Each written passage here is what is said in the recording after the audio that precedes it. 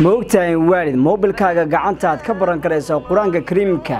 isla markaana aad ubadkaaga u xuli karaysaa hadii baad qurbaa ku nooshahay macallimiin aqoon xeel dheer u leh fidinta diinteena islaamka kuwaasoo ku joogay isla markaana aad helayso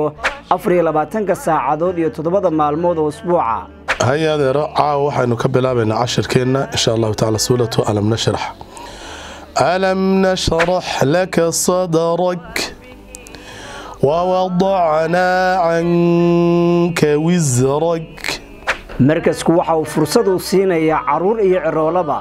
kuwaasoo la barayo diinteena islaamka laguna barayo hab online dugsiga albayaan quraan online waa dugsi aan ugu talagalay dadka qurbaha ku nool yar iyo weynba dugsiga waxyaabo lagu dhigi doono waxa kamid ah quraanka kariimka ah iyo culumtiisa sidoo kale waxyaabo lagu dhigi doono waxa kamid ah higaada oo qoraal iyo akhris ka kooban sidoo kale dugsiga waxyaabo lagu baran doono waxa kamid ah qaybta shariicada islaamka aqeedada islaamka fiqiga ahadiistii rasuulka sallallahu alayhi wasallam naxwihi iyo carabiyada dhamaan saadarteed ku soo dhawaada dugsiga albayaan quraan online oo qaadan doona arday cusub insha Allah ta'ala dhamaan ardaygu marka uu dhameysto koorsada kala duwan ee ka baxa dugsiga